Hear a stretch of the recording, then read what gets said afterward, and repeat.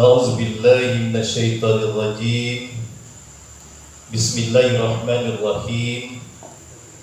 Innal hamdalillah nahmaduhu wa nasta'inuhu wa nastaghfiruh wa na'udzu billahi min shururi anfusina wa min sayyiati a'malina.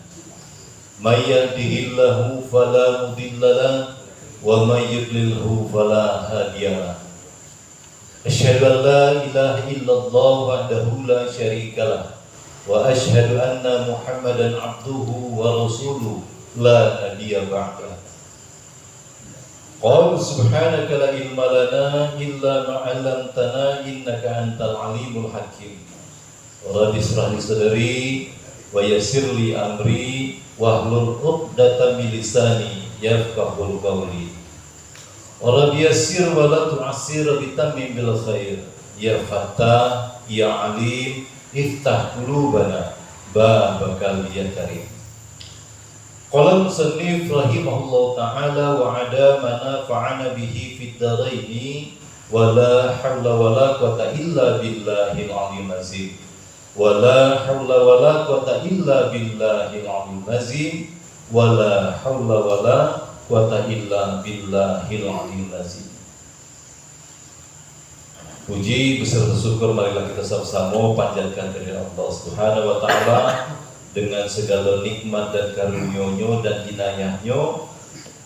Pada hari ini kita masih diberikan panjang umur, diberikan kesehatan. Mungkin ini adalah satu alamat, suatu tanda bahwa Allah masih memberikan kesempatan pada kita untuk memperbaiki diri kita, sehingga ketika kita nanti sampai habis ajal kita kembali seperti fitrah, seperti waktu kita diturunkan ke alam dunia yang fana.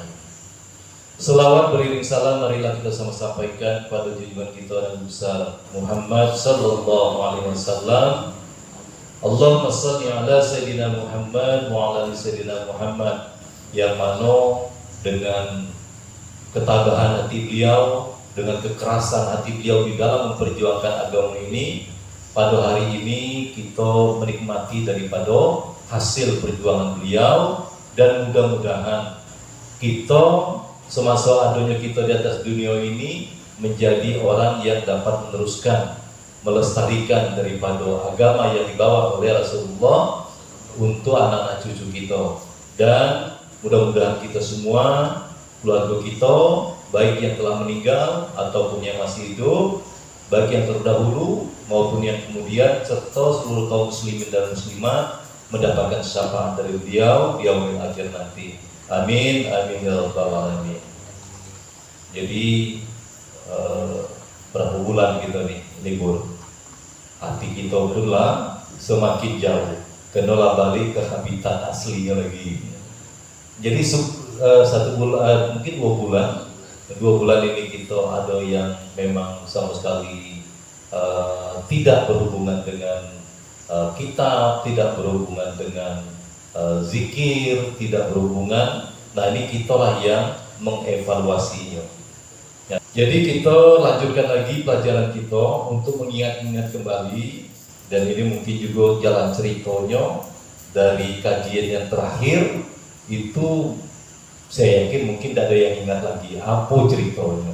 Kalaupun dilanjutkan itu nanti akan tak nyambung dengan kepahaman yang ada dalam hati kita. Jadi kita, kalau yang mesti harus kita lanjutkan itu di baris kedua terakhir, tapi pada malam hari ini kita mundur dikit ke atas, itu di baris yang 6, baris yang ke-6 dari atas. Dan ketahui olehmu, di atas baris ke-6 agak sebelah kanan kalau di sini, dan ketahui olehmu ada di situ. Kita mulai dari situ supaya ceritanya ini nyambung.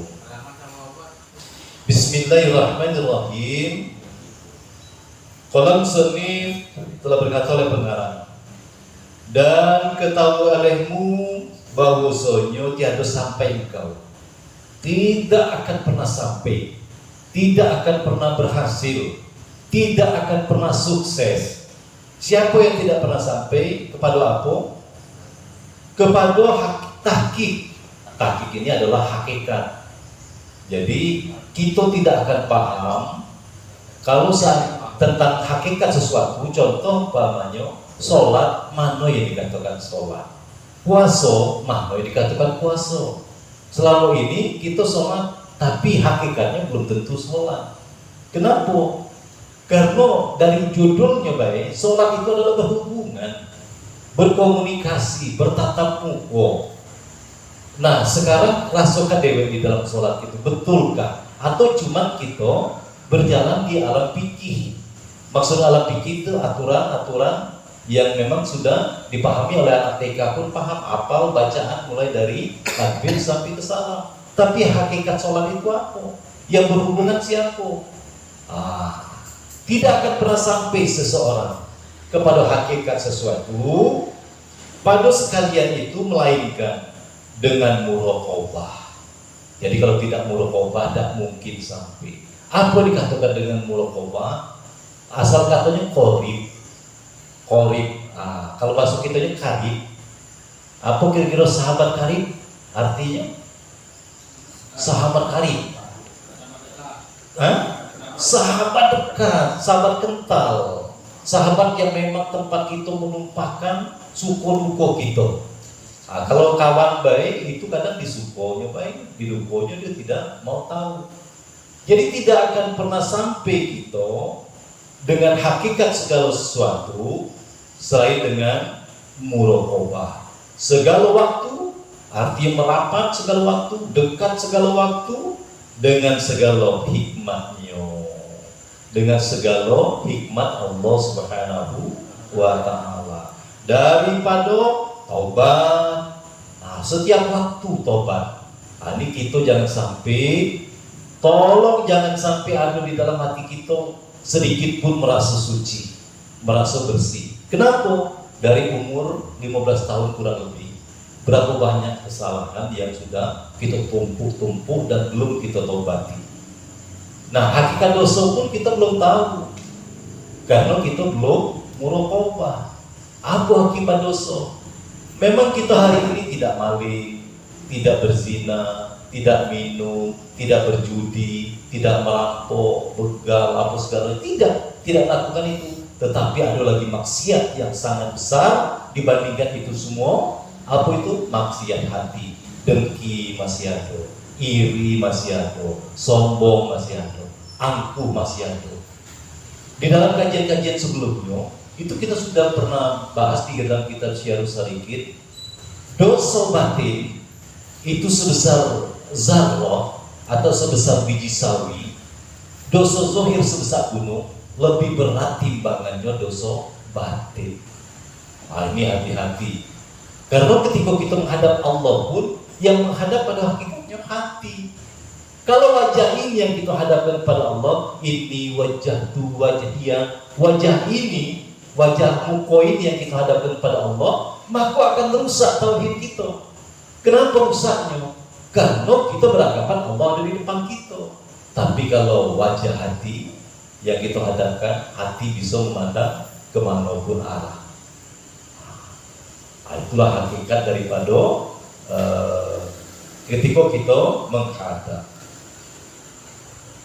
Dan yaitu istighfar. Kalau maksiat, begitu kita maksiat, ada hati kita tergelincir, batin kita tergelincir, zahir kita tergelincir, cepat-cepat taubat, cepat-cepat istighfar. Terpancing kita marah, langsunglah istighfar. Terpancing kita untuk menggibah, langsung istighfar. Astagfirullahaladzim. Langsung kita minta ampun kepada Allah Subhanahu wa Ta'ala. Kita ini yang jadi masalah, yang dosa kita lupa, yang amal kita ingat. Tadi sudah ini, sudah itu, sudah baca ini, baca itu, sudah zikir ini, zikir itu, tapi dosa tidak pernah kita ingat. Seorang ulama sufi yang di dalam riwayat yang kita dengar, bagaimana dia membayangkan dosa dia itu sampai dia mengatakan, wahai Tuhan, ku tak layak ke surgamu. Bayangkan, ini ulama yang ibadahnya, kalau ibadah zahir batinnya, itu memang sudah berkualitas.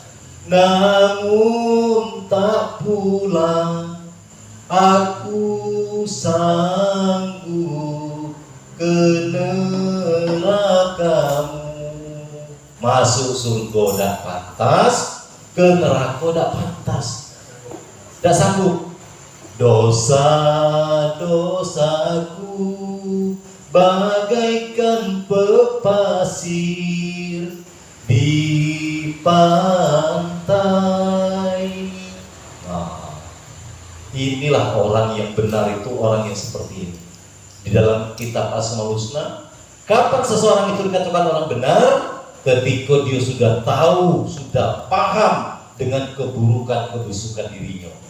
Kapan seorang itu dikatakan orang jahat, orang buruk? Ketika dia melihat kebaikan ada pada dirinya. Nah, ini terbalik-balik dari ngaji. Nah, jadi jangan sampai kita terjebak atau terhijab gara-gara kita banyak melakukan amal baik. Kalau itu terjadi, pandanglah itu adalah anugerah dan fadlun daripada Allah Subhanahu wa ta'ala. Terus pandang ke sana. Makanya ketika kita melakukan sholat, melakukan puasa, dijadikan ngaji, alhamdulillah yang kita ucapkan baik secara lisan maupun di dalam hati kita. Nah, ini hati-hati, karena ketika kita banyak melakukan amal, banyak melakukan kegiatan-kegiatan yang positif, itu kalau tidak diiringi dengan ilmu yang ilmu tasawuf ini, ilmu batin ini, maka dia nanti akan terjebak kepada sifat sombong, kemudian terjebak kepada sifat takjub, ujub, kemudian terjebak kepada sifat-sifat kagum dengan diri sendiri. Hebat juga rupanya aku yuk. Ini bahaya kalau tidak diiringi dengan kajian-kajian batin. Jadi pandanglah, ketika kita beramal soleh, itu adalah semata-mata karena anugerah dan karunia Allah Subhanahu wa ta'ala, bukan karena ilmu kita, bukan karena kehebatan kita. Inilah sering busungkan dado, sering ngeciin orang di neraka galau, awak di surga dewe. Merasa alim, merasa bersih, dan memandang karunia, di dalam taat. Jadi kalau seandainya kita diberi, kita dikasih, kira-kira pantas tak kita ini untuk membangga-banggakan barang yang dikasih orang. Ada mobil, mobil ini aku beli sekian, ngarang cerita, ini hasil ini aku belikan ke mobil ini. Aku dijamin cuma ada yang punyanya 5 jari tidak sampai yang punya mobil ini. Orang yang ngasih mobil, kalau ada di hadapan itu, woi sadar, aku yang ngasih kau, bukan kau beli kayak cerita kau. Ini kau ngaku-ngaku mengklaim. Yang ada kan sekarang kan klaim di dalam hati kita, aku yang sholat, aku yang puasa, aku yang sedekah, tidak pernah dibagikan ke Tuhan. Inilah yang menjadi hijab antara kita dan Allah, karena kita setara dengan Allah, punya daya dan punya upaya. Inilah yang kita kikis. Jadi kita ni siapa? Kita bukan siapa-siapa, tak bisa ngapo-ngapo, tak punya apa-apa. Jadi siapa kita? Kita la haula wala quwata illa billahil aliyyil azim. Nah, kalau inilah masuk ke dalam hati kita, itu nak dia rajinlah taat, nak rajinlah puasa, nak rajinlah sedekah, habis hartanya disedekahkan, tidak ada masalah bagi dia. Kenapa? Ya bukan punya aku. Ketika kita mulai merasa memiliki, ketika itulah mulai tersiksa. Kenapa? Setiap yang dimiliki itu membutuhkan pengawasan, membutuhkan perawatan, membutuhkan penjagaan. Tengoklah kalau orang yang rumahnya tidak ada apa-apa di dalam rumahnya itu, mana pintu terbuka tidur dia di apa tuh di depan lawang, tidak ada masalah, tidak ada kunci, tidak terbuka, apa, tidak punya apa-apa.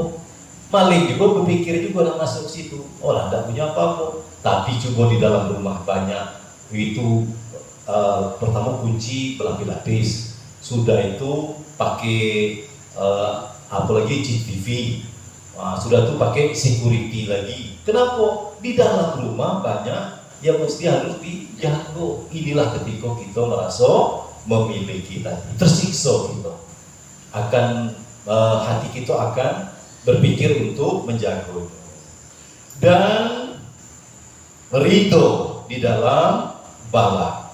Inilah yang berarti kita menerima bala yang bertubi-tubi di dalam kehidupan kita, baik pada diri kita maupun keluarga kita, itu harus ridho, nerimo, tidak ada penyangkalan-penyangkalan, tidak ada bantahan-bantahan. Ngapolah Tuhan, baru ini belum selesai nilai ini pula, tidak pernah. Jadi ridho di dalam bala dan syukur di dalam nikmat. Kalau kita mendapatkan nikmat tidak bersyukur, maka itu adalah maksiat yang nyata. Nikmat yang tidak disyukuri itulah maksiat. Jadi ini semakin halus kajian kita ini. Mana yang dikatakan nikmat?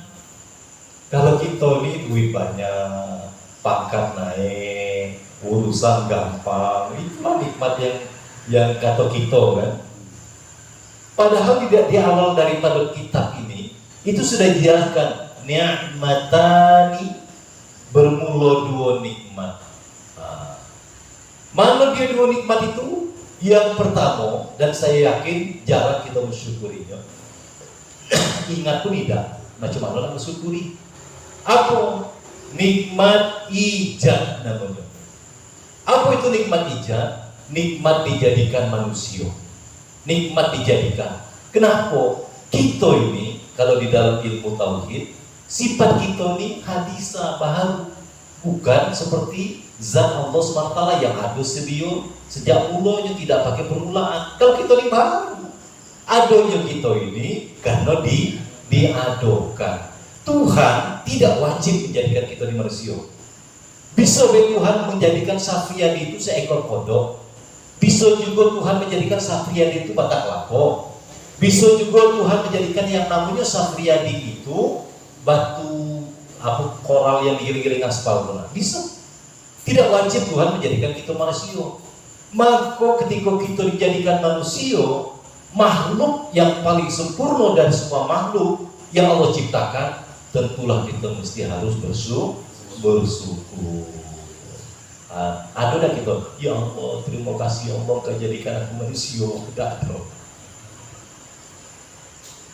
Kemudian manusia banyak, nak dijadikannya orang kafir, nak dijadikannya penyembah api, penyembah kayu, penyembah batu, tidak. Dari sekian banyak umat manusia, kita dijadikan umatnya Nabi Muhammad sallallahu alaihi wasallam. Walaupun kita tidak berjumpa, walaupun kita tidak ketemu, tapi Allah tempatkan setitik iman ada di dalam hati kita, yakin kita, percaya kita. Cuma dengar cerita baik, tidak bertemu dengan Rasulullah. Cuma cerita, tapi yakin.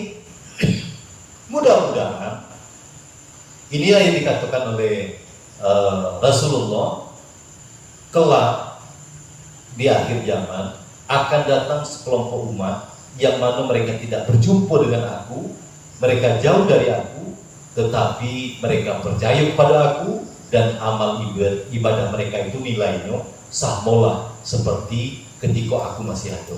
Bayangkan, mudah-mudahan kita semua termasuk di dalam golongan yang disebut Rasulullah ini. Tapi ngikutnya harus ngikutnya, jangan separuh-separuh. Ini kan dalam ngikut ini macam-macam. Ada numpang kaki sebelah baik, ada numpang namo baik, macam-macam lah. Nyemplungnya, jangan tanggung-tanggung di dalam gawe. Tak akan pernah sampai ke sini dah, ke sana dah, kilir mudik akhirnya. Tak ada orang yang mau bertanggung jawab juga, tidak ada. Ingat, ketika kita turun ke atas dunia ini, kita ada yang bertanggungjawabkan kita siapa yang menurunkan, yaitu kedua orang tua kita. Orang tua kita, lewat orang tua kita ada ke atas dunia. Besok waktu kembali, bisa orang tua kita membantu kita kembali. Nah di sini kita harus cari orang tua.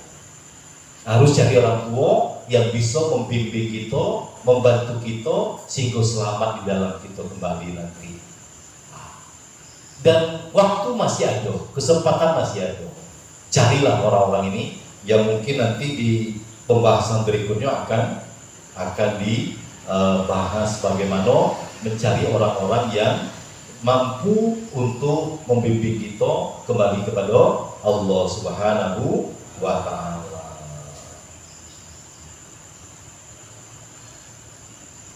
Dengan segala hikmahnya dan taubat dan yaitu istighfar. Mana dia? Syukur di dalam nikmat. Padahal menilik bagi sebab tiap-tiap daripada sekalian itu, sekalipun kita dapat uang dari hasil kerja, tapi pandanglah itu dari Allah Subhanahu wa Ta'ala. Secara syariatnya, secara fikihnya memang kita yang berbuat, tetapi pada hakikatnya ini memandang ke hakikat ini tidak bisa kita mandang, tetap ke diri kita itulah, tetap terhijab dengan kemampuan yang ada Allah berikan kepada diri kita. Aku kesini tidak pernah kita memandang bahwa itu adalah anugerah karunia daripada Allah Subhanahu wa Ta'ala. Nanti pada akhirnya ilmu akan menjadi hijab, makrifat akan menjadi hijab. Apa baik yang disadarkan kepada diri kita, maka itu akan menjadi hijab kalau. Jadi, nah ini yang mesti harus kita lakukan agar kita bisa panak billah. Kita hilang diri kita di dalam segala sesuatu. Kalaupun terjadi maksiat, kita segera bertobat. Kalau seandainya dapat nikmat, kita bersyukur. Dalam taat, kita pandanglah itu adalah anugerah daripada Allah Subhanahu wa Ta'ala. Ciri-cirinya kalau kita bersandar kepada diri kita, gampang capek. Nah, ini ciri-cirinya. Gampang putus asa, gampang jenuh. Tapi kalau dia memandang itu dari Allah, tidak ada kata capek, tidak ada kata kecewa, tidak ada kata-kata lemah, tidak ada. Alasan itulah ada kata lagi.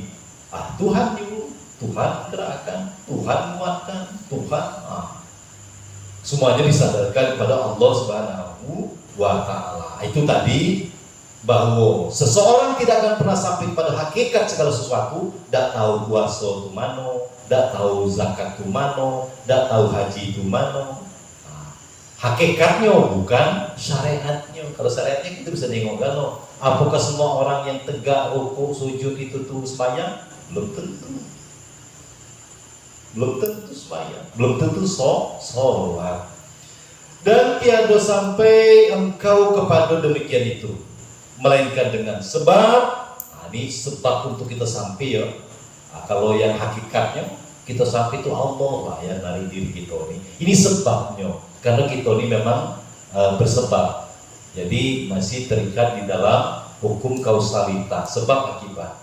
Apa sebabnya sampai kepada segala sesuatu itu? Sebab takluk hatimu, bukan badan nih, bukan karena rajin sembahyang maka sampai, bukan karena rajin puasa maka sampai, bukan karena banyak sedekah maka sampai, bukan karena haji maka sampai pada Allah, tapi adalah takluknya hatimu dengan membaiki hatimu dan menuduh dirimu hingga engkau keluar daripada dirimu. Jangan percaya dengan diri ini, jangan percaya. Tertipu kita nanti, capek lagi nak mundur ke belakang. Lalu lama kita ditipu, dah ketemu juga, dah sampai juga, dah akhirnya apa? Tidak pernah kita merasakan yang namanya ainul yakin, tidak pernah merasakan apa namanya hakul yakin. Kita tetap bermain dengan akal dan pikiran kita. Kaget gini, kaget itu, kaget gini, kaget itu. Apalagi akal sudah tidak bisa menerimanya. Siapa yang sanggup nak berjalan malam? Di 1400 tahun yang lalu, kendaraan sangat primitif pada waktu itu. Nah balik hari puluh, siapa yang sanggup berjalan malam dengan kecepatan yang luar biasa? Tapi kalau beserta Allah, makanya coba perhatikan di dalam surat Al-Isra itu, Subhanallazi asra bi abdihi, baknya tuh bak apa? Itu udah dicari bak apa itu. Inilah gambar kita di belum satu pahaman. Jadi kalau dijelaskan pun tidak sama rasul. Bak jadi bak apa udah dicari. Kita ini masih belum menguasai daripada kalam ini. Allah sudah kasih tahu. Nah, kalau dengan itu tidak ada lagi. Bak kalau di dalam ilmu nahwu itu namanya baknya itu bak ziyadah. Sungguh pun dia cuma tambahan, tetapi pengaruhnya terhadap yang kita saksikan itu luar biasa.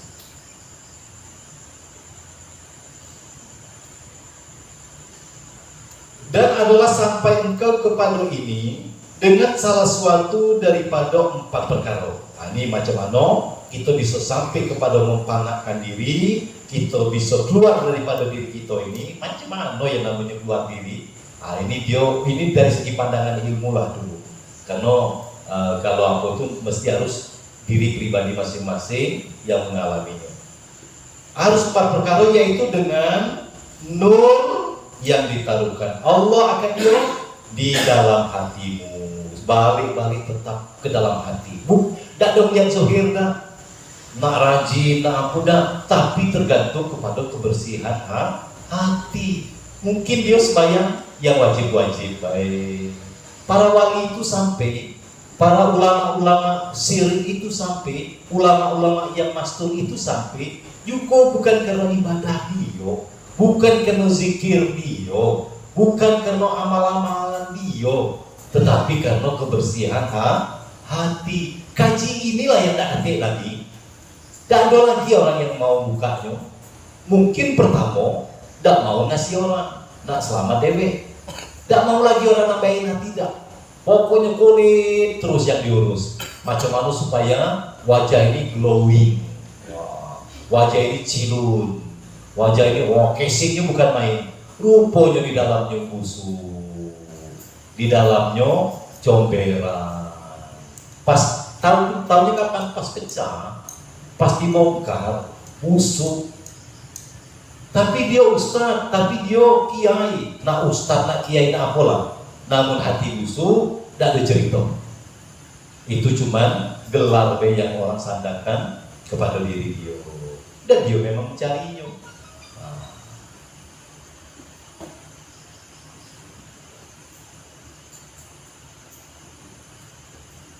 Kalau kini itu enak nih yang berkedua agama nih, berpakaianlah pakaian agama. Berjalan di muka bumi ini, rame dan berpenghargaan orang. Apa gawe? Yuk jalan-jalan. Ujung-ujung apa? Nyari duit rupanya. Nyari hidup juga rupanya. Inilah, itulah, cara inilah, cara itulah. Ujung-ujungnya apa? Jual buku, jual sal, macam-macam. Enak kalau di masyarakat kita nih pakai kedua agama nih agak aman. KPK ada meriksa dah. Nah harga sal 5 juta sih kok, nah 10 juta sih kok. Kita nih senang yang kayak gitu kan.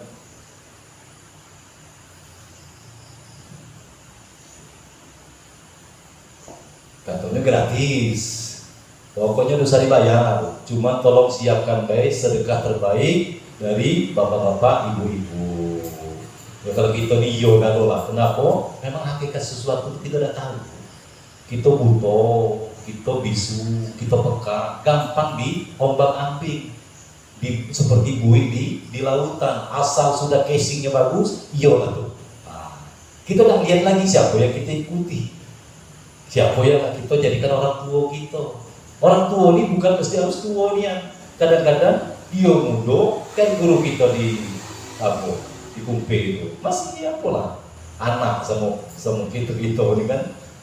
Kalau saya adik lah mungkin, tapi di dalam membimbing hati itu dia mampu untuk menggiring, dia diberikan untuk menggiring hati kita sehingga tidak terjebak di dalam kehidupan dunia. Ada juga orang tua yang memang tua nian secara umurnya, apalagi secara ilmu.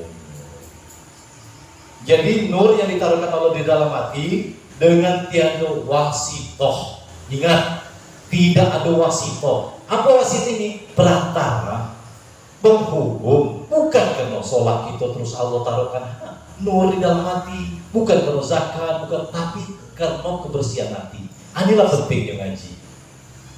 Guru udah ngaji, malam ini ngaji gitu, siap dalam hati gitu. Guru, ini ada fardu kifayah guru. Inilah nampak butuh hati ini. Fardu kifayah, lah jelas fardu kifayah. Ada seorang deh yang menyelesaikan gawe itu selesai gawe itu, semua kampung itu tidak diazab. Tapi kalau ngaji ini fardu ain, tiap-tiap orang wajib. Itulah tunjukkan dalam hati itu, ngasih tahu dia siapa dirinya kan. Dan bisa milih dalam itu masih dalam hukum fikih. Dalam hukum fikih itu milih yang wajib sama yang sunnah beda ngerti gitu. Apalagi 10 malam hari Ramadan, 10 malam terakhir. Malam-malam yang mustajab kalau kata orang. Padahal dia tiap malam tuh mustajab. Mulai dari malam pertama tuh hebat Ramadan tuh. Cuman kan kita ini digiring kan. 10 malam terakhir, ini tamat apa judulnya, tidak ngerti juga saya. Dan itu hukumnya sunnah. Mana yang wajib? Ngaji, itu wajib. Nah, ketika kita berhadapan kayak gitu, kita milih yang sunnah. Ini menandakan bahwa masih terjebak di ibadah nafsu. Bukan menurut Allah kita mengikuti nafsu kita. Bukan ikuti Allah dah. Masa disuruh yang wajib, ini wajib, ini sunnah.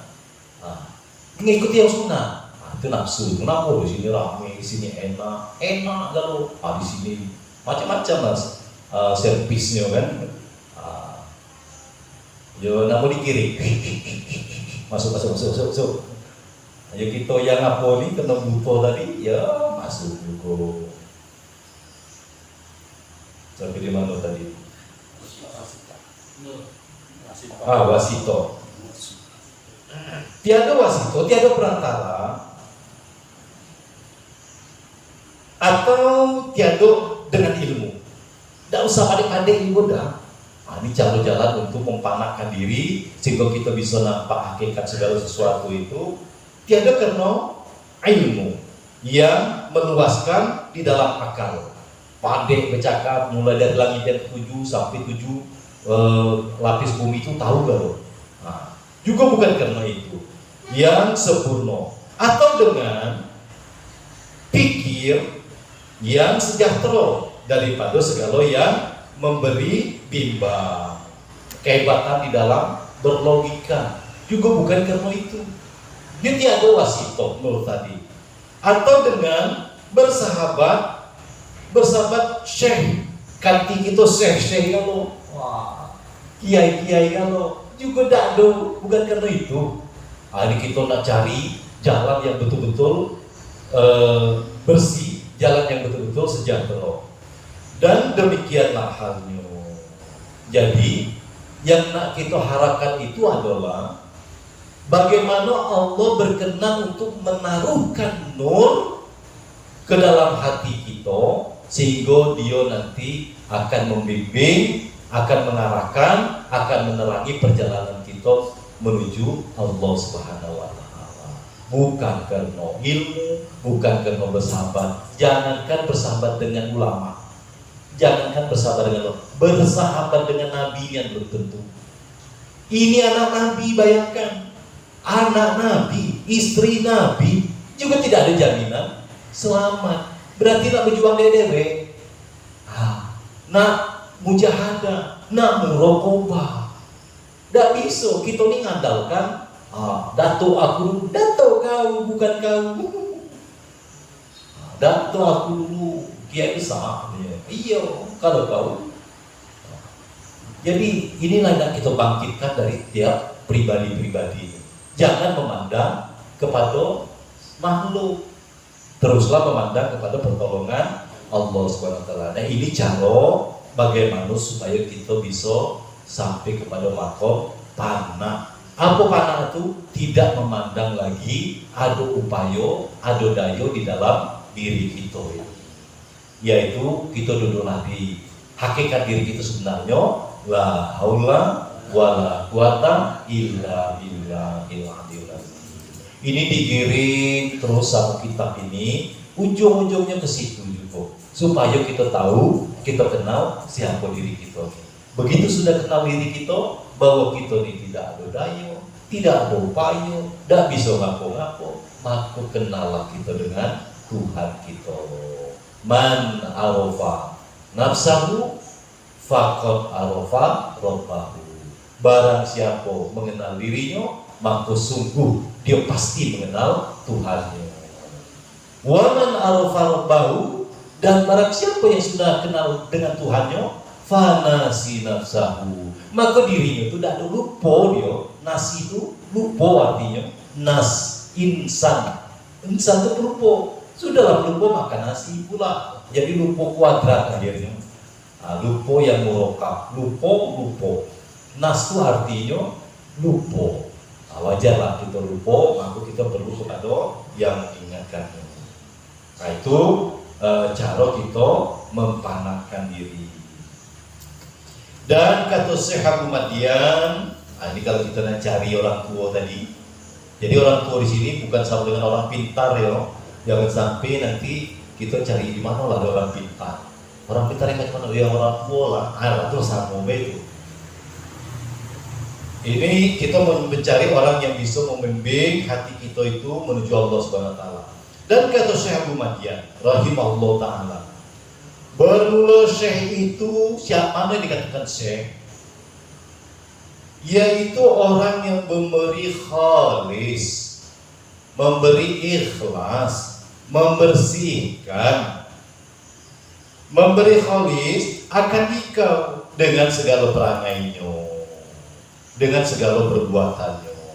Dan memberi adab, dia menunjukkan adab. Orang yang mau kita jadikan orang tua tadi ini akan dikau baik terhadap sesama manusia, beradab dengan lingkungan, beradab dengan tanam-tanaman, beradab dengan Allah Subhanahu wa ta'ala. Dia mempraktekkan bagaimana cara-cara beradab.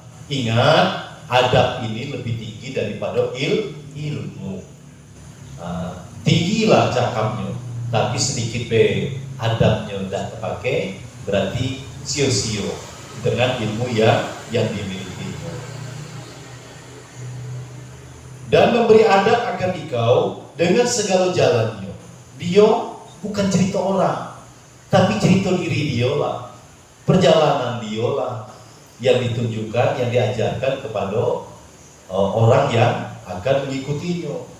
Dan menerangi batinmu, menerangi batinmu dengan segala penerangan,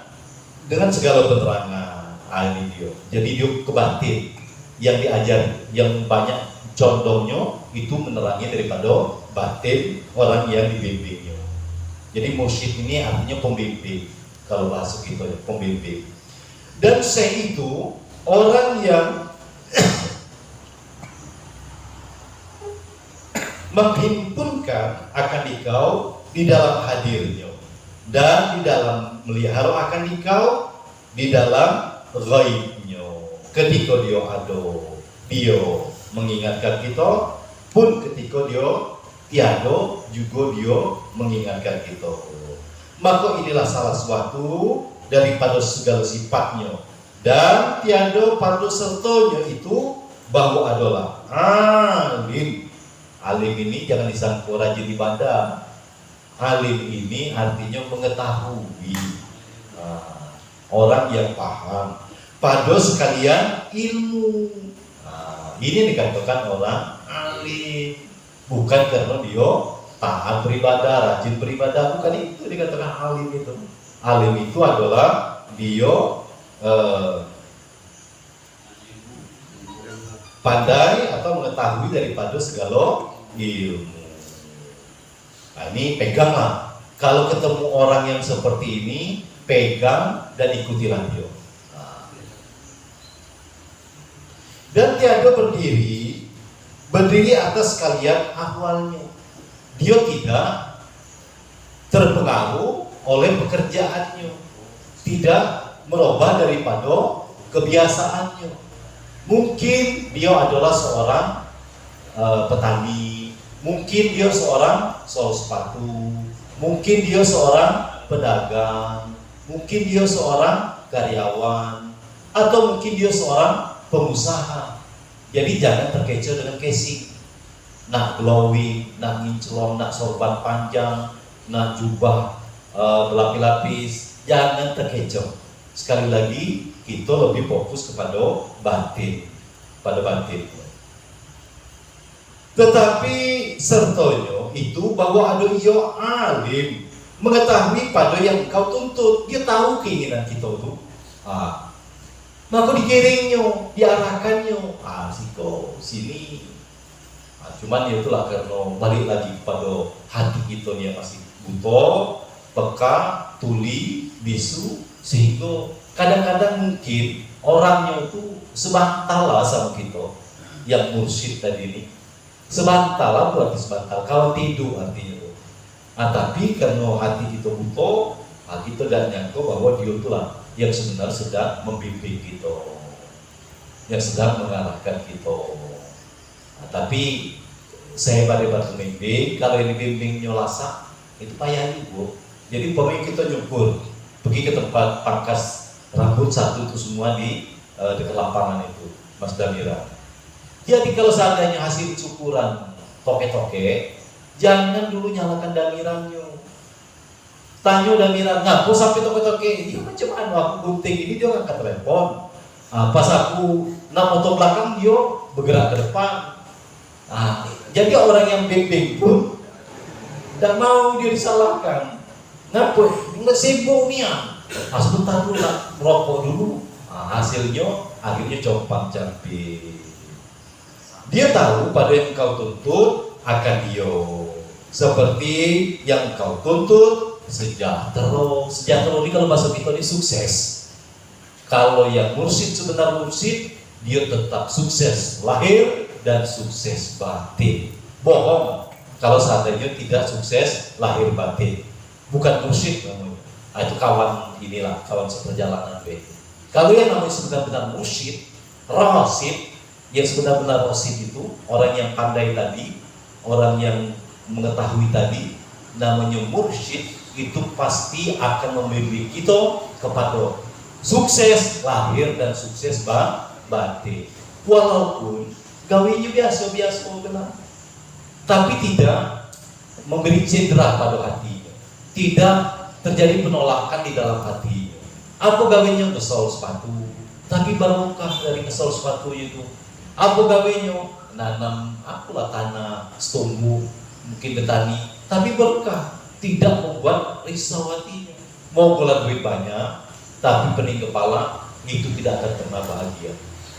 Biarlah 10 mobil, berjuta nolnya, tapi kalau seandainya hati kita tersiksa, tidak akan pernah merasakan bahagia. Ini yang dikatakan mursyid tadi, orang yang akan membimbing daripada hati kita.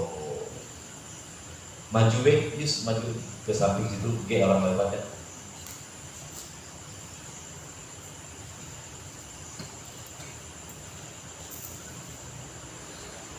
Sejahtera daripada bid'ah.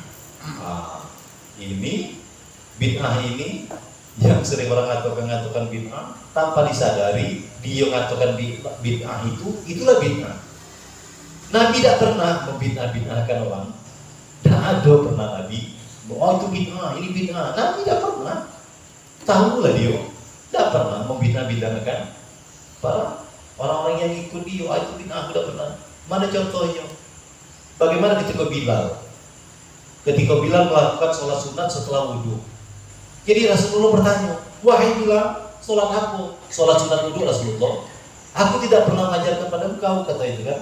Ya tapi saya pikir bagus kan. Tidak ada langsung bina-binakan orang yang membina-binakan itu ahli bid'ah. Nabi tidak pernah melakukan seperti itu. Biasanya itu hatinya lah parahnya tuh yang namanya ujub, bangga dengan diri, merasa tinggi, merasa mulia, maka gampangnya kecil-kecilin orang kan. Gampangnya merendah-rendahkan orang. Dia dewe lah yang disuruh.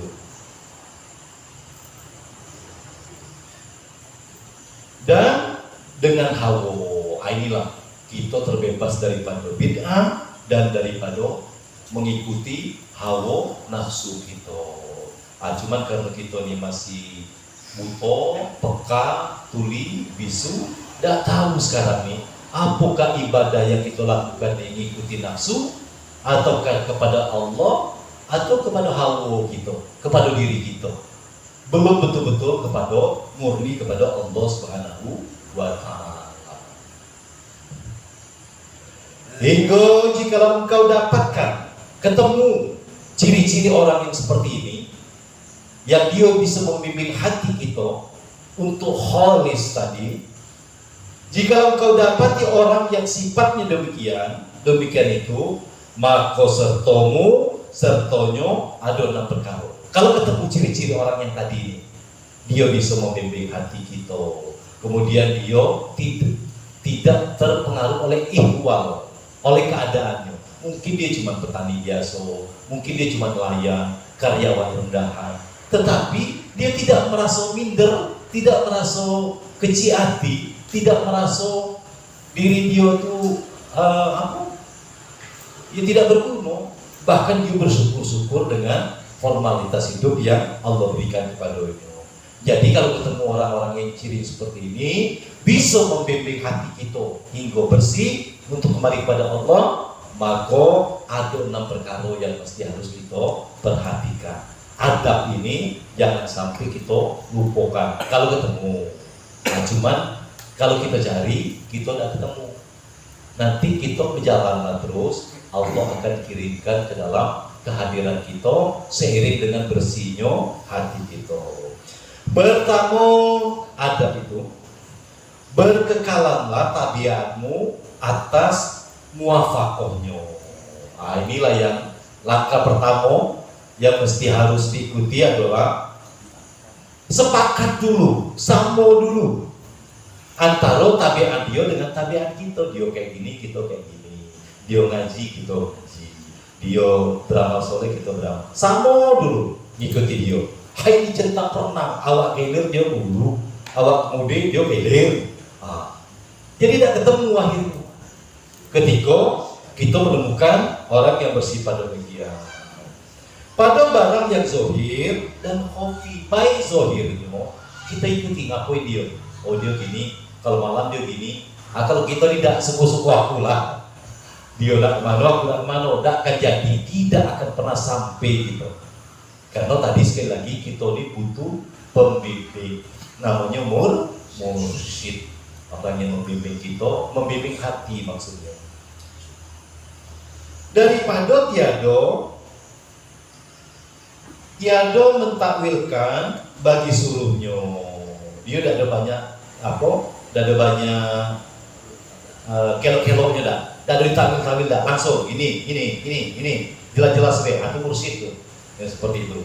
Buat ini. Tidak perlu. Kalau gini macam mana? Kenapa lagi dah? Tidak ada banyak-banyak lagi apa? Karena dia tahu orang yang dibimbingnya ini itu perlu sesuatu yang dibutuhkannya.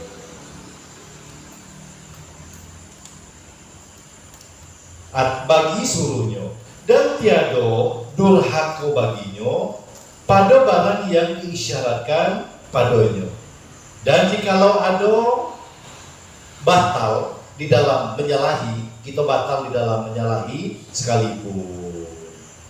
Itu yang pertama, berkekalan bersama-sama dengan tabiatnya dan sepakatlah kita dengan perangai-perangainya, dengan perbuatan-perbuatannya. Yang kedua, ketika kita nanti bertemu mursyid itu, bahwa menyampaikan rasio.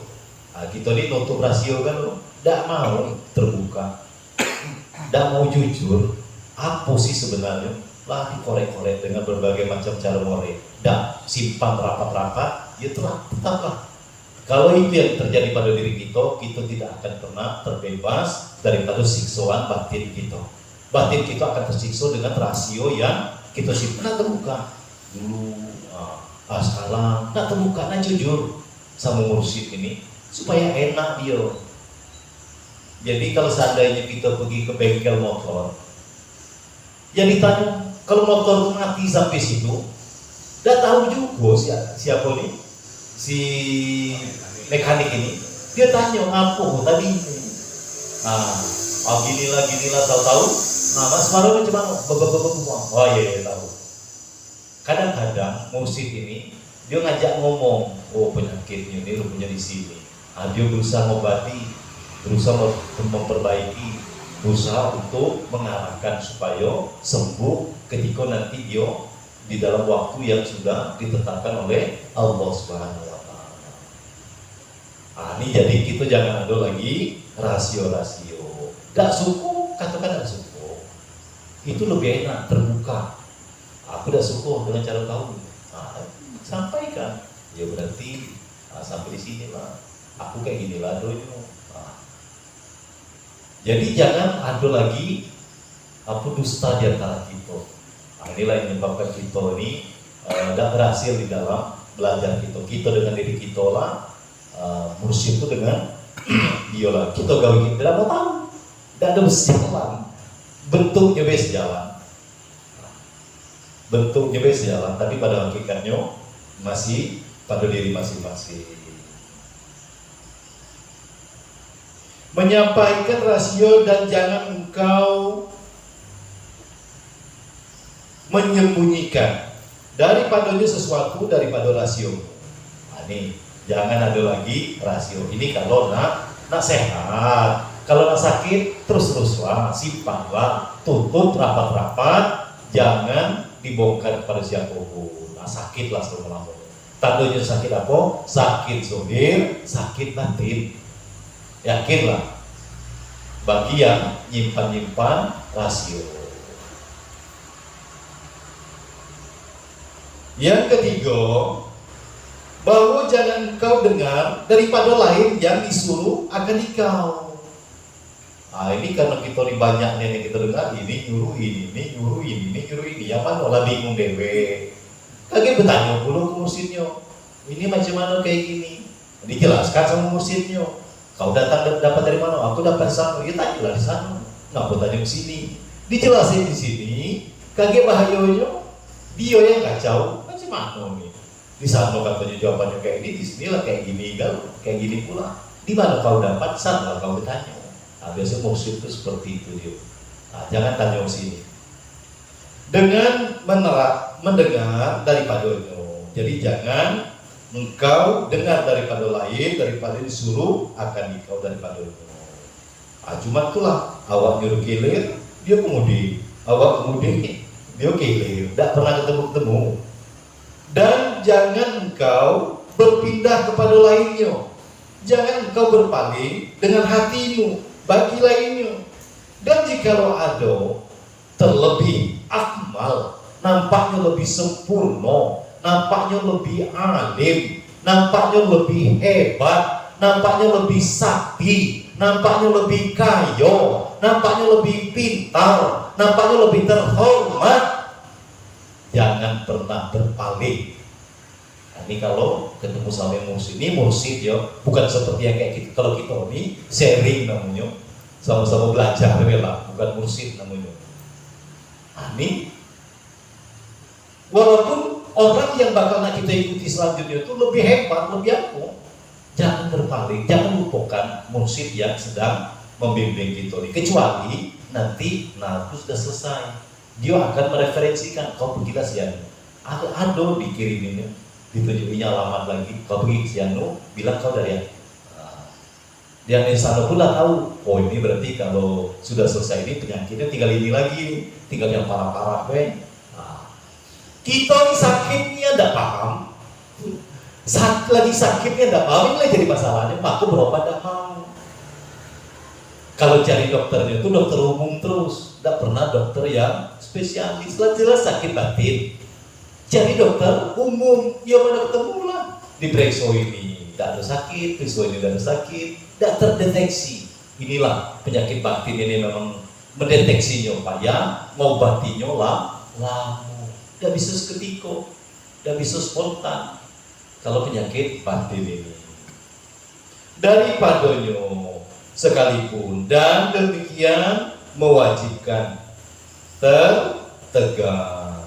Yang keempat, jadi dari 6 adab kita terhadap mursyid ini. Yang keempat, bahwa jangan engkau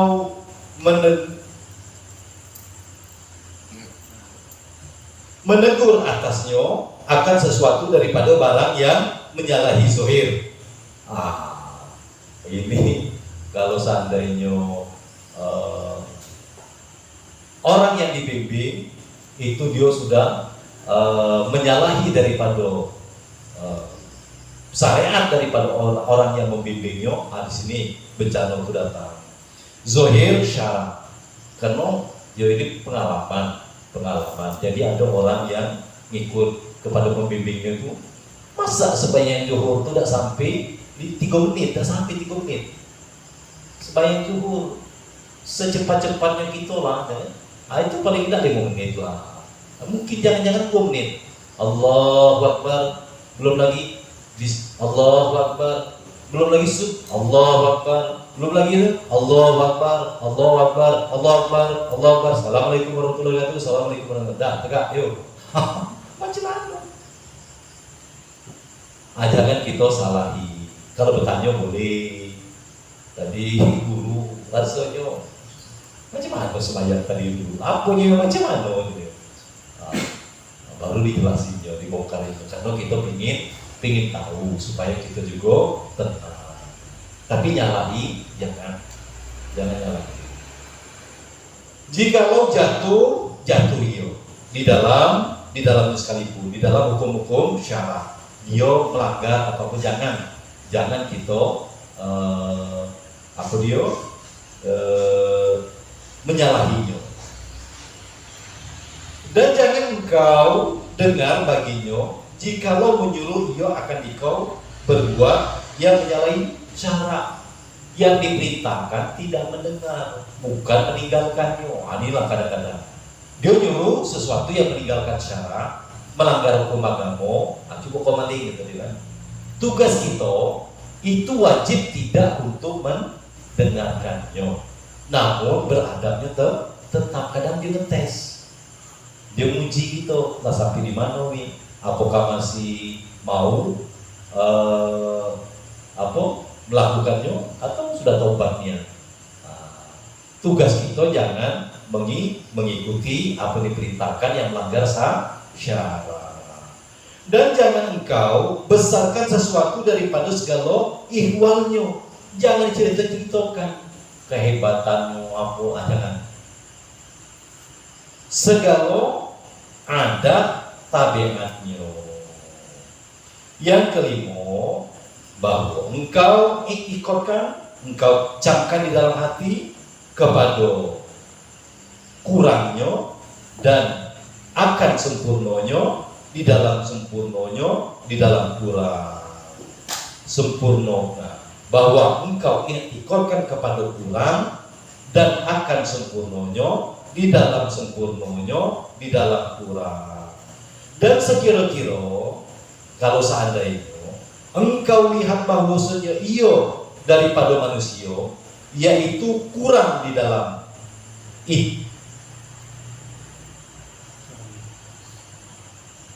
di dalamnya itu asal usul dan sempurna baginya itu mendatang, maka engkau engkau pandang akan dia dengan ainul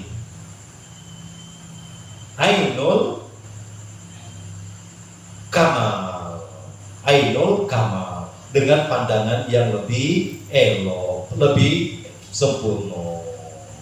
Insan kamilah, dan engkau hukumkan atasnya dengan kurang, maka apabila zohir daripadanya barang yang menunjukkan atas kurangnya, maka jangan dikurangkan di dalam tilikmu, di dalam pandanganmu, tetapi tiada bertambah kepadamu dengan sempurnanya dan tiada kurang dengan kejinya. Yang keenam, yang terakhir, bahwasanya engkau dirikan pada haknya daripada tiada bertambah dan tiada kurang. Kita ini sering namar, kalau kayak gini macam mana, kalau kayak gini macam mana, pokoknya apa disebutnya itu kerjakan baiklah. Buat ini 10.000, boleh nggak diangsur? Begitu ditanya itulah kesulitan mulai mendera diri kita. Boleh nggak diangsur? Boleh, dia masih nahan kan. Kalau seandainya siang boleh tidak? Tambah lagi. Semakin ditanya akan semakin menyusahkan kita. Akhirnya apa? Buat juga tidak. Dibuat cuma bertanya tapi dibuat dah. Dan sekalian inilah segala syarat atasmu, dan takut olehmu akan bersahabat daripada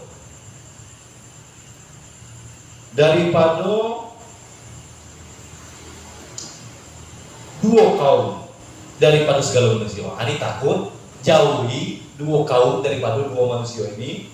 Yang pertama segala pukaha, jauhi pukaha. Siapa pukaha ini? Ahli fikih, ahli ibadah. Ngapo? Memang penyakit ahli ibadah seperti itulah. Dialah yang paling hebat, paling pade, paling suci, paling bersih, paling alim, pokoknya. Jangan cuma-cuma dikecilin. Orang ahli ibadah ini, pukaha ini, ahli fikih ini, jangan cuma-cuma dikecilin. Itulah menunjukkan batinnya itu sakit. Umpamanya dia datang, tahulah dia imam, talahilah duduk di luar itu. Habis itu datang lagi dia turun diundang. Ngapo? Tadi pandangnya aku ini siapa? Imam aku ini. Pandangnya aku ini siapa? Aku lempar. Kalau ketemu dua kaum ini, pukaha yang macam mana? Yang berdiri mereka itu serta nafsunya. Rupanya bukan ikut Tuhan dah dia beribadah itu, ngikuti nafsu mereka itu. Kalau ciri-ciri ibadah nafsu, dia ini kencang kendor, dah stabil lah. Kalau yang ibadah nafsu, pasti kencang kendor. Malam ini semangat, besok lesu. Malam ini agak kurang bergairah, besok semangat. Pasti kayak itu dia. Itu berarti masih nafsu. Kalau yang namanya memang sesuatu yang hak, yang memang hakikat, dia manjat terus. Walaupun perlahan, manjat terus. Tidak pernah dia menurun. Terus lebih baik. Jadi jauhi pukaha, yang mana mereka itu beribadah serta nafsu mereka itu. Dan yang karam mereka itu, terbenam oleh mereka itu di dalam ridho daripada nafsu mereka itu. Yang menghijabnya, yang membenamkan dia adalah nafsu dia itu. Dan yang kedua yang mesti harus kita jauhi, segala fuqara, orang-orang miskin. Ini ingat nih, orang-orang miskin ini mesti harus dijauhi. Kita lihat hati-hati orang miskin macam mana.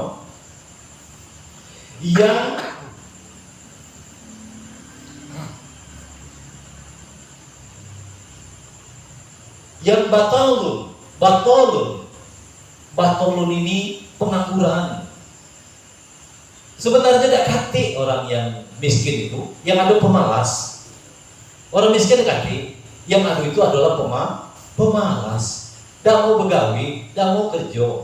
Umpamanya semiskin-miskin orang, ada umpamanya nampak bibit bayam di apa itu, di semak-semak bayam liar itu, ambil bawa ke rumah, taruh di bedengan. 15 hari lagi lah bisa makan sayur bayam. Mau dia kerja, mau dia berbuat, udah bayam itu nak stoknya.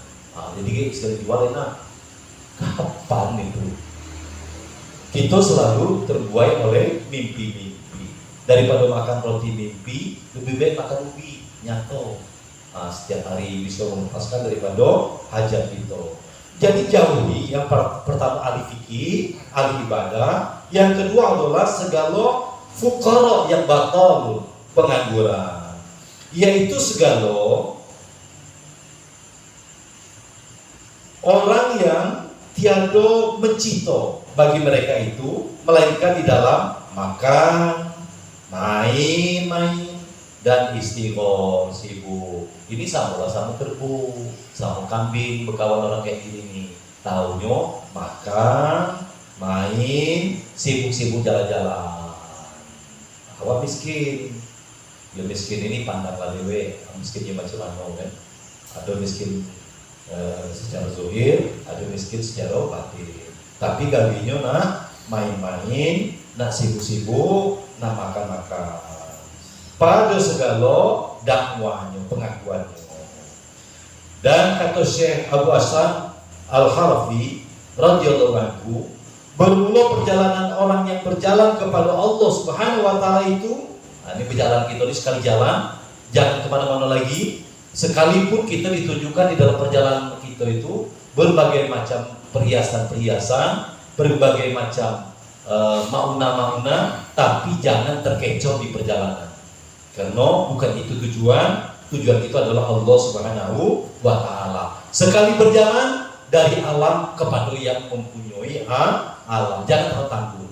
Kalau masih ketemu jin gorong-gorong, masih ketemu hantu pirau, masih ketemu yang macam-macam, itu adalah perhiasan. Kalau mereka cukup bercakap, kami bukanlah tujuanmu, tetaplah engkau berjalan kepada yang menciptakan kita ini. Kalau nak pada terbang, tidak usah ngaji, belajar sama burung. Kalau nak pada jalan di atas air, tidak usah ngaji, cari ikan macam-macam caranya berjalan di atas air. Sebentar nak ada di Jakarta, sebentar nak ada di Medan, sebentar nak ada di Mekah, tidak usah juga ngaji. Panggil jin, sebentar lah gitu. Cuman kalau ngikut jin, jangan bawa kalau Tuhan kaki nyangkut di sutet itu, baru tahu kan? Nah rupanya jinnya pas bawa tuh, nah kau dibawa apa lepasinnya, nyangkut di sutet tuh kan? Kata orang kesentrum juga. Padahal dia bawa kalimat la ilaha illallah. Karena tauhid tidak mau dia. Dan kata saya, perjalanan orang yang berjalan kepada Allah Ta'ala itu ada 4 perkara. Ini perjalanan kita nih. Ingat, ini rute yang sudah dibuat. Jangan lagi kemana-mana. Kalau nak ke jalan, kalau nak dengan diri masing-masing, silakan. Yang pertama, takwa, yaitu takut akan Allah Subhanahu wa taala. Ini di dalam kitab Syarh Salikin, watawazzadu, dan berbenahlah, berbekallah. Fa inna khairal zadi, maka sesungguhnya sebaik-baik bekal at-taqwa, adalah takwa. Apa makna takwa ini? Takut akan Allah Subhanahu wa taala. Selain Allah tidak perlu ditakuti. Dan hakikatnya bahwa engkau keluar daripada barang yang kepada,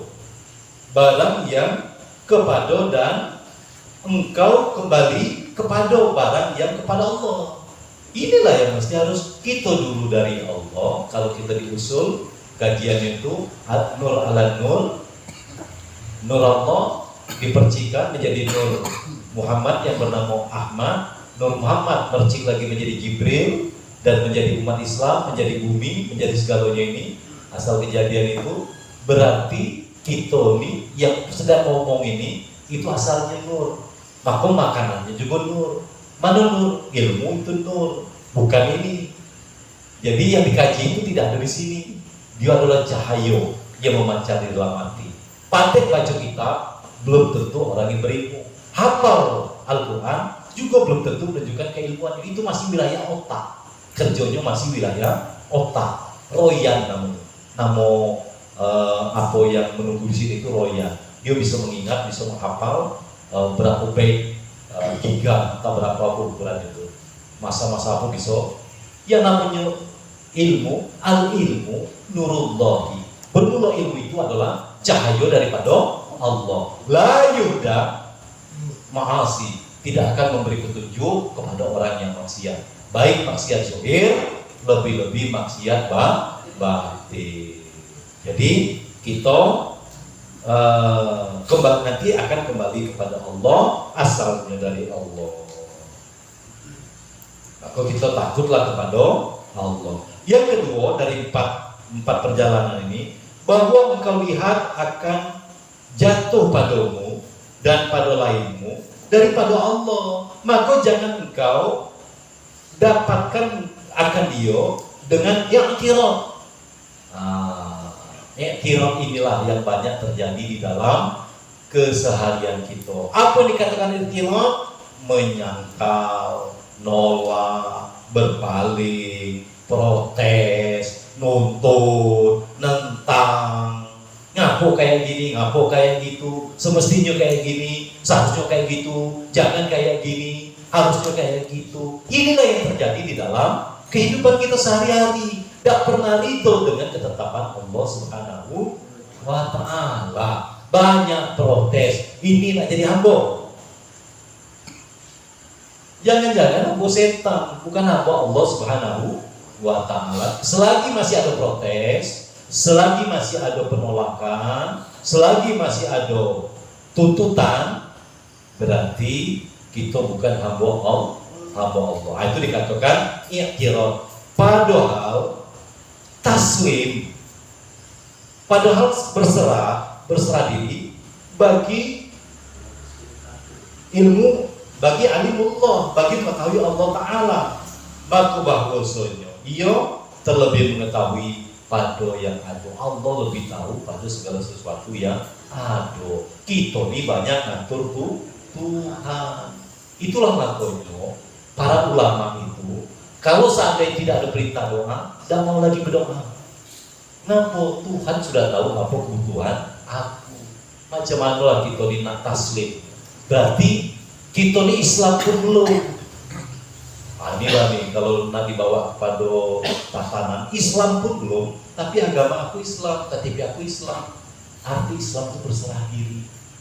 Namanya berserah diri itu pasrah. Sudahkah kita pasrah? Betulkah hati kita ini sudah nerimo? Betul-betul menyerah? Tidak ada lagi penolakan, tidak ada lagi pembantaian, tidak ada lagi tuntutan?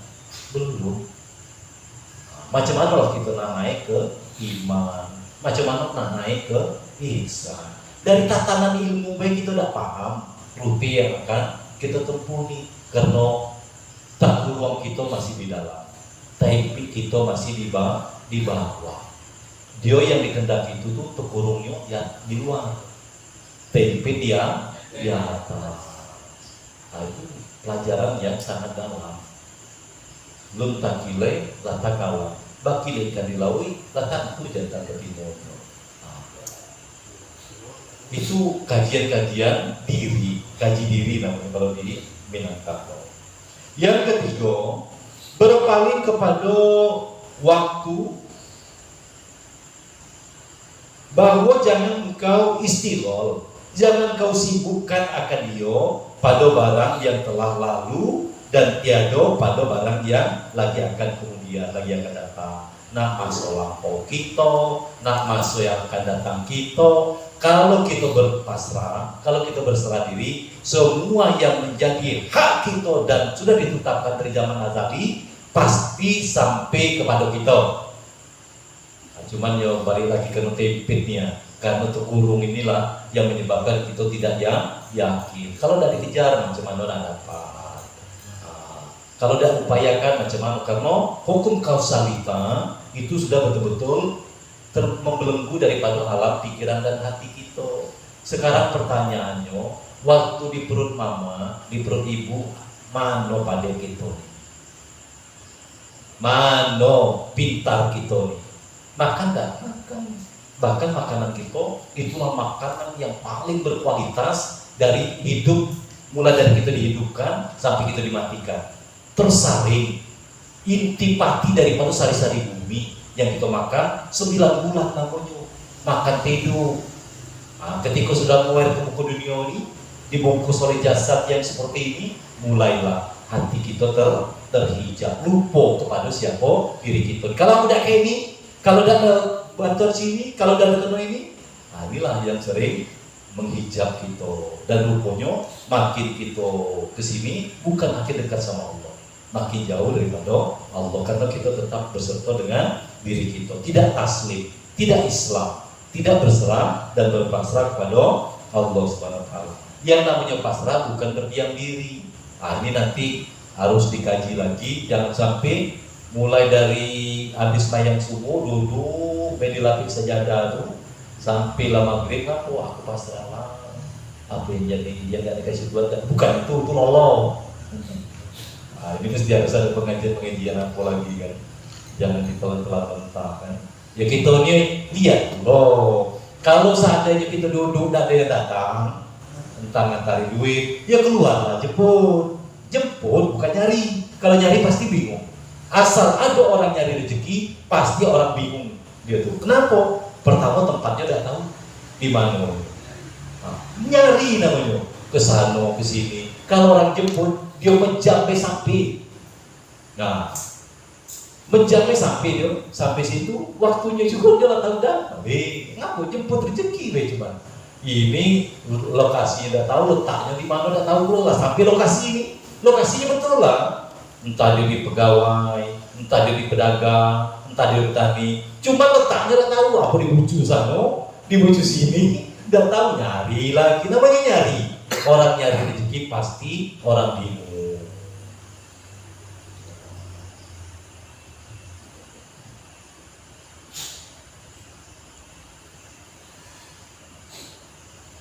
Macam dia kita ini. Yang keempat bahwa engkau lihat akan Allah dengan suatu perbendaharaan, beroleh nafkah engkau daripadanya. Nafkah kita Tuhan yang nafkahinya, disuapi. Oh, kalau nengok prosesnya datangnya sesuatu sampai kita nih, sayangnya Tuhan. Apa be? Sebutlah. Apa be? Sikok baju nih, mampu sampai ke badan kita nih. Mulai dari kebun kapasnya, kemudian kebun kapas itu para pekerjanya, kapas nanti pupuk, kemudian pupuk nanti pabrik lagi, pabrik itu ada orang yang ngerjokan, orang yang ngerjokan itu baru untuk pupuknya. Kemudian bawa kendaraan harus ada oli, harus ada ban, harus ada bak, harus ada mesin. Itu melibatkan miliaran orang untuk satu baju ini. Tuhan menyampaikan kepada diri kita. Tetapi kalau nanti pakas jalannya, baju ini karena aku punya duit. Kalau dia ada duit mana bisa? Tetap aku inilah yang padahal macam mana proses sesuatu sampai, apalagi beras, apalagi banyak sekali. Sehingga memang kita mesti harus bersyukur kepada Allah Subhanahu wa taala. Nafkah engkau daripadanya dalam zahir pekerjaanmu dan di dalam batin ilmu. Ilmu itu di dalam batin, bukan yang nampak nih, yang diomong-omong ini nih, bukan. Ilmu itu kata kami orang Medan itu suruh-suruh di bola, tukor-tukor di landit, menjadi obor di dalam kegelapan, menjadi tongkat di jalan yang licin. Tahu, bisa milih, bisa menimbang, bisa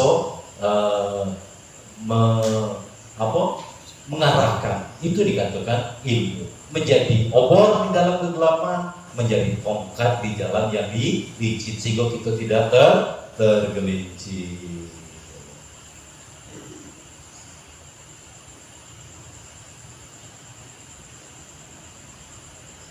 Dan demikian kemudian daripada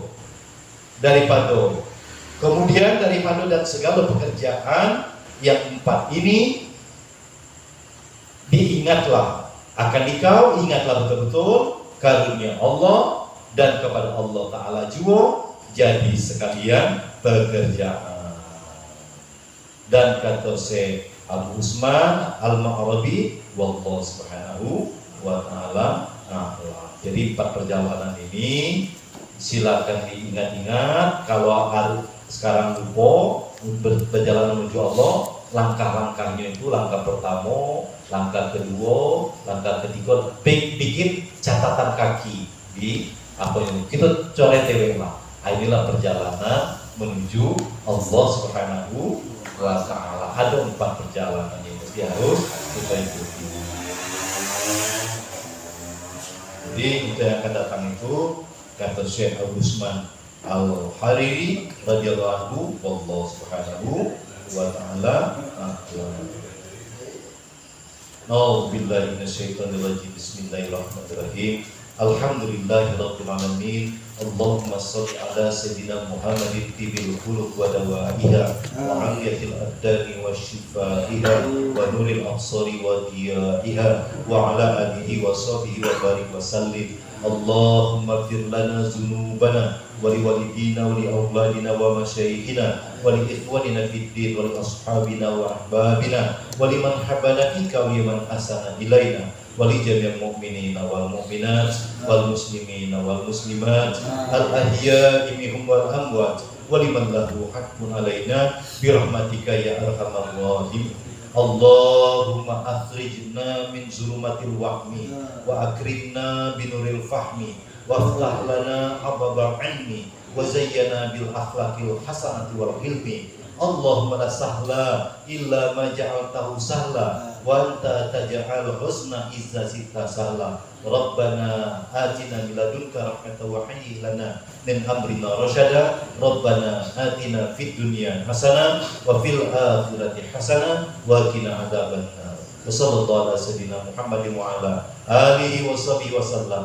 Subhana rabbika rabbil izzati amma yasifun. Wassalamu ala mursalin walhamdulillahi rabbil alamin.